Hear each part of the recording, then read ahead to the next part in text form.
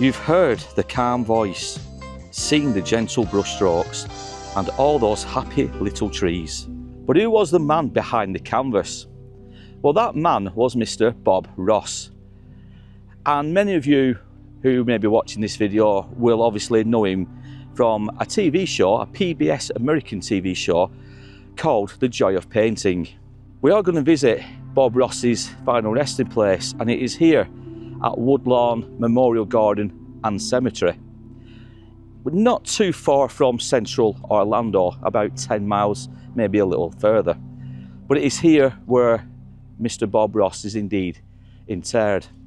Now, it is a final resting place which I personally have always wanted to visit, having travelled to Florida numerous times over the years. And this trip that we're currently on, an 11-day visit to Orlando, it's the perfect opportunity. So we're here today, we're going to tell the story of Bob Ross, visit his final resting place, and pay our respects like we always do. Well, here we go again. You ready? Born October 29th, 1942 in Daytona Beach, Florida, Robert Norman Ross wasn't always the serene painter that we all came to lovingly know. And as a kid growing up in Orlando, he cared for wild animals, armadillos, snakes, even squirrels. And for many that have watched the Joy of Painting TV shows, yes, he used to sometimes bring a squirrel onto the show with him. Hi, welcome back. Glad you could join us today. Today I have one of my little friends here. You know, I've got several letters since I've shown these in the previous shows, asking how in the world you go about feeding a little squirrel. Well, it's a very delicate operation. Diana has worked with me for a long time. Diana is the bird lady here in Muncie who loaned me this little rascal. And this is how hard it is to get a little squirrel to eat. That's all there is to it. Now, Ross, he dropped out of high school in the 9th grade and joined the US Air Force at 18. And it was while stationed in Alaska, where he would be surrounded by the snow-capped mountains and endless forests, he would discover a love for painting. But there was a twist, and that was his job in the military. Now, obviously, his job in the military involved a lot of screaming, shouting at people, and literally shouting. This isn't the Mr. Bob Ross that we would all come to see on the TV. But it was whilst in the army, he hated that side of it. He hated shouting and bawling at people. And he always said, and he promised himself, that as soon as he would leave the army, he would no longer raise his voice again.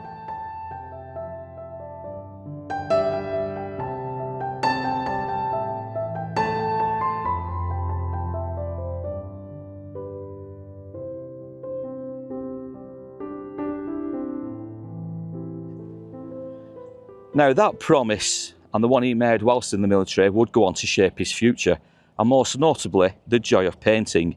And as we touched upon, this was the PBS show that aired from 1983 right through to 1994, and it taught millions of people how to paint and how to relax. Now, Bob Ross, he had his own technique, and he showed people, millions of people, how to paint in what was known as wet on wet. And this would enable him to actually paint a full scene. It could be mountains, it could be log cabins, it could be a forest scene. It didn't no matter what he painted, but it was known as wet on wet. And he could do these paintings in 30 minutes or less. Now, a fun fact for all you guys out there, and when it comes to Mr. Ross's iconic hairstyle, did you know that Bob himself hated it? He never liked that hairstyle. He just hated it. But it had become such an iconic part of his brand, if you will. People loved it. They took to it. He decided to keep it. He didn't like it, but he would decide to keep that look. And God bless him for doing so, because many people probably would have done their own thing and probably thought, no, it's not for me, don't like it, get rid. But not Bob. He kept that hairstyle. I would presume, and I'd like to think he did it for the fans, for the legion of fans that he had. But it's just a crazy, crazy thought, knowing that Mr. Ross, or Bob, he actually hated that look. It's crazy. Now, Bob Ross wasn't just a painter, he was also a businessman, and a savvy one at that. And with the help of Annette and Walt Kowalski, he would go on to launch the Bob Ross Incorporated. He built an empire worth around $15 million, selling paintbrushes, paints, and offering tutorials. And from what I believe, some of these tutorials, they could range in the price of anywhere between $200 to $365 per hour.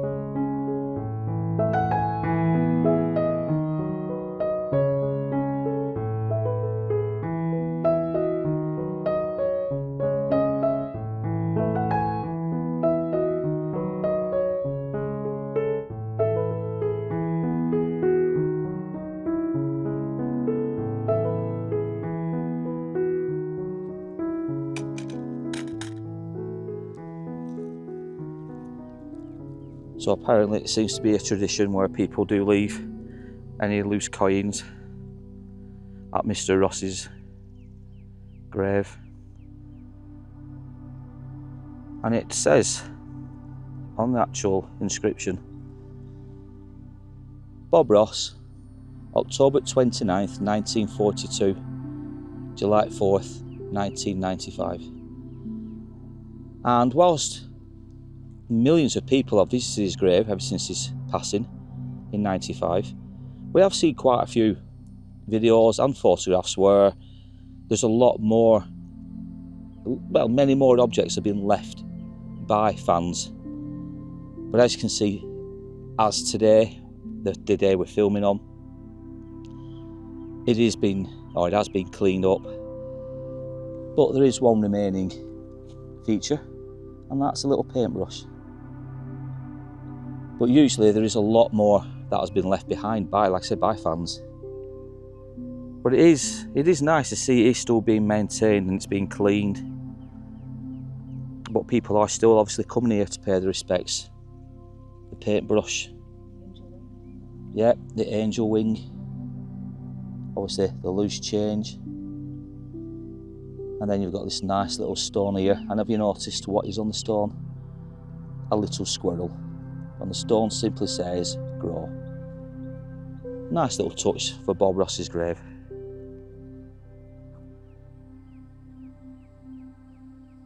Now, the death of Bob Ross, to many, came as a huge shock. A lot of people were absolutely stunned by his death. He was 52 years old when he died. But behind closed doors, he would tell quite a few people that he always expected to die at a young age. And 52, one would argue, is pretty young in today's life expectancy.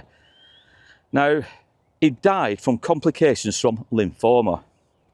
And being a smoker for most of his life, he suffered from many issues with ill health. And like I said, the lymphoma, complications from that, he passed away at 52, a young age, and one which Bob himself kind of predicted.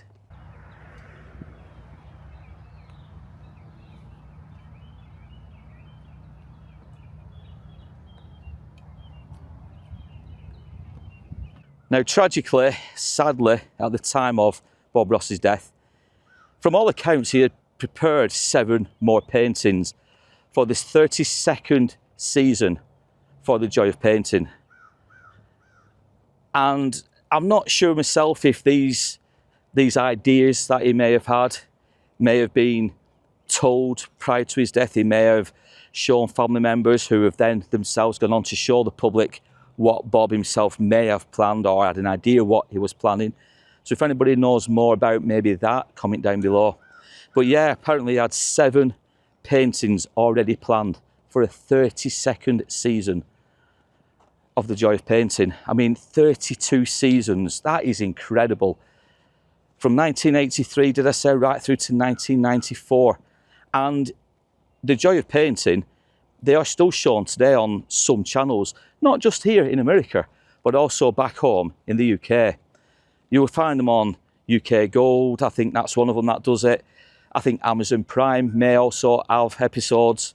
There's little skits on YouTube, so check Bob Ross out over on YouTube. You will find maybe not a full episode, but you might find a couple of minutes worth from each episode. But I personally love them. I love how he teaches people to paint in the most, when I say basic of ways, I don't mean that in a condescending way, but it gives you the interest and ideas to go out and do it yourself. Some of the paintbrushes he uses, I wouldn't say are unconventional, but they are in the painting world, I would presume, because he uses what I would class as normal paintbrushes, as in what we used to paint skirting boards, walls, things like that. He doesn't just use proper paintbrushes, as what I would call them. I don't know the terminology, but artist brushes, as Vicky's just told me off camera. But he will use any form of paintbrush to get the desired effect that he wanted. But some of his paintings are truly incredible. And like I said, he kind of brought to the fore wet on wet and how to finish a full painting from scratch to finish within 30 minutes. It was really incredible, and it still is to this day. Now, interesting, and after his death in 1995, controversy struck, and there were many legal battles over his name, over his brand, and the legacy that erupted between the Kowalskis and Ross's family. Now, there is a Netflix documentary called Happy Accidents, Betrayal and Greed, and this would later expose the drama behind the canvas.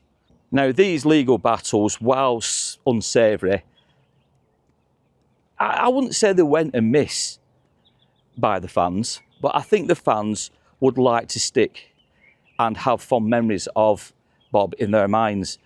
And his phrases, such as, there's no such thing as accidents, just happy mistakes, and, oh, let's beat the devil out of that thing, you know, or beat the devil out of it, when he's talking about the paintbrush and he's taking all the excess paint off. Just shake off the excess and beat the devil out of it. These little phrases, these quotes, they became internet gold in some ways, and many people to this day still say these things that Mr. Ross would use in his TV shows. His voice, a lot of people use it as a kind of ASMR now. It helps them sleep, it helps them relax, it helps put some people to sleep.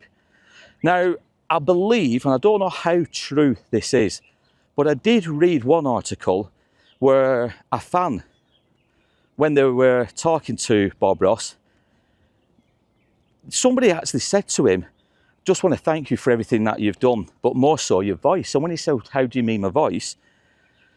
This person turned around and said, well, it puts me to sleep.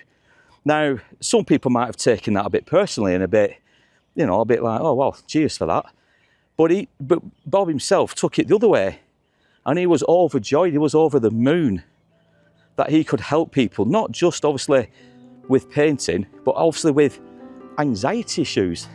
And if his voice was calming and it helped people sleep and it helped people relax, he was over the moon with that.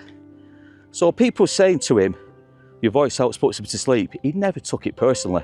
Now, as much as it is really fantastic to be here at Woodlawn, and a place I've always wanted to visit to cover the story of Bob Ross, we also know that there are a few more famous interments buried here.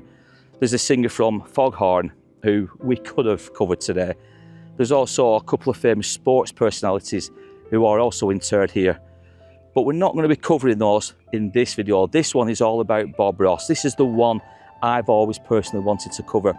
And I said the next time we visit Orlando, we will come to Woodlawn Memorial Garden and the cemetery to cover his story. And we do hope you've enjoyed it. Like I said, it's one I've always wanted to cover. I've watched probably most of the episodes of Joy of Painting, and I love Bob, and I love how he does the paintings. I love his little mannerisms, I love his voice.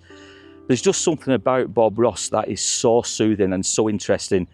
Fascinating character from his early upbringing to his career with the army, with the US military, obviously to the painting side of it all, and then ultimately to the sad passing. But we do hope you've enjoyed this video. It's been something completely different. I've really enjoyed being here today. And if you have enjoyed it, don't forget to give us a big thumbs up. Don't forget to comment down below if you know of Bob Ross. Have you watched The Joy of Painting? Do you know much of his life? If you're a local resident, please comment down below. And don't forget to subscribe to the channel. Don't forget to share the video. It does help the channel grow, and we really do appreciate it. But more so, if you do know a little bit more about Mr. Bob Ross, comment down below. But in the meantime, guys, I want you to take care, look after yourselves, and we'll be back soon with more tales from a dark, but at times glorious past. Stay safe, stay curious. And see what happens. As you paint, you'll see all kind of things happening on your canvas, and very soon you learn to use all these beautiful little things that happen. I think in one of the earlier shows I mentioned, we don't make mistakes. We have happy accidents.